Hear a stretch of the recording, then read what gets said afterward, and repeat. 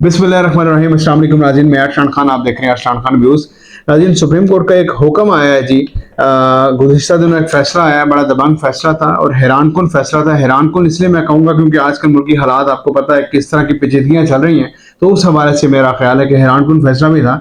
उस फ़ैसले में 5 रुकनी बेंच का वो फ़ैसला है जिसकी सरबराही जो है वो जस्टिस एजाज़ुल हसन साहब कर रहे थे। बाकी जजेस में आयशा मलिक, जस्टिस मुनीवर अख्तर, जस्टिस याया अफरीदी और जस्टिस मुज़ाहिर नकवी साहब जो वो शामिल थे। अब फैसला क्या है? फैसला सुनिए। फैसला ये आया है कि जो सिविलियन का ट्रायल है मिलिट्री कोर्ट में उसको कालादम करार दे दिया गया है। मैं नाज़रीन, अब इस पे अमल दरामद होता है या नहीं होता वो तो बात की बात है, इसके असरात पे बात करेंगे हम। लेकिन यहाँ पे देखने वाली बात ये है, सोचने वाली बात ये है कि इसमें फायदा किसका हुआ है। मैं आपको और एक बात बताता चलूँ कि ये आज की फौजी अदालतें नहीं है। ये जो मामला है ना, ये जो मुकदमात हैं, फौजी अदालतें मुकदमा जो सुप्रीम कोर्ट में जाते रहे, ये 1966 1967 से जाते रहे हैं सुप्रीम कोर्ट में ये मामला। तो अब बात ये है कि नाज़रीन, ये जो मेरे मुल्क के सियासतदान है ना, ये कुछ लोग जो हैं वो इसमें इस वक्त सोग में होंगे, कुछ लोग जो हैं वो इस वक्त भंगड़े डाल रहे होंगे कि ये फैसला आ गया जी, आइन की जीत हो गई, कानून की बालादस्ती हो गई जी, उसके अलावा सिविल सुप्रीमेसी कायम हो गई है। लेकिन ये लोग इतने ठग किस्म के लोग हैं ना, सियासतदानों की बात कर रहा हूं मैं, इतने ठग और इतना झूठ बोलते हैं ना। ये लोग जब इख्तदार में होते हैं तो ये लोग और होते हैं, ये जब अपोजिशन में बैठते हैं तब ये लोग और होते हैं। जब तो नाज़रीन, जब फैसला इनके हक में आता है तो इनके चेहरे कुछ और होते हैं, जब फैसला इनके खिलाफ आ जाता है तो इनके चेहरे कुछ और होते हैं। नाज़रीन, यहाँ मैं बात करूंगा जो जुल्फ़िकार अली भुट्टो और मियां मोहम्मद नवाज शरीफ साहब हैं, वो भी खुद को जमहूरियत पसंद कहते हैं। वो ये समझते हैं कि शायद जो पूरी जमहूरियत है ना पाकिस्तान की, वो उन्होंने कंधों पे बिठाई हुई है अपने।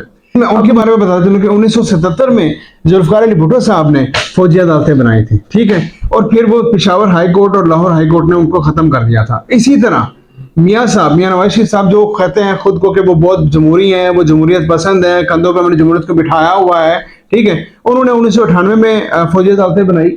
उन फौजी अदालतों में सिंध में कायम की वो अदालतें। उसके बाद जब वो अदालतें कायम हुई तो मामला चला गया सुप्रीम कोर्ट में, सारे मुकदमा सुप्रीम कोर्ट में चले गए। जो आमिर लियाकत मरहूम है, उनके वालिद साहब जो थे शेख लियाकत, वो मामले को सुप्रीम कोर्ट ले गए और सुप्रीम कोर्ट ने फिर वो अदालतें खत्म कर दी।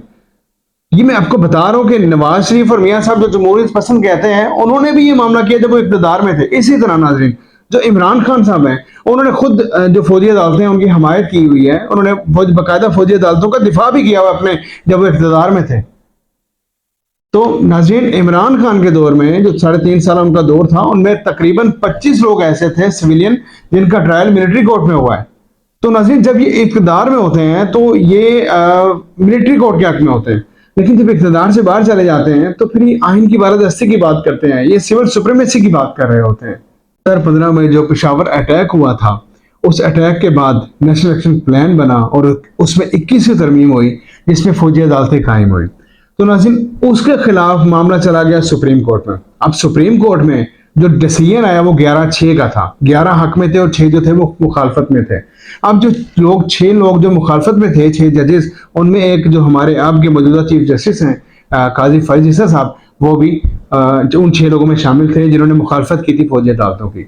तो नाज़रीन, 2015 से लेके 2019 तक तकरीबन 717 जो मुकदमात फौजी अदालतों में बनाए गए हैं, ठीक है, और उसमें 346 ऐसे हैं जिनको सजाए मौत दी गई है। उसमें से 56 लोगों को फांसी हुई, इसमें 5 लोग जो है वो बरी हो गए हैं।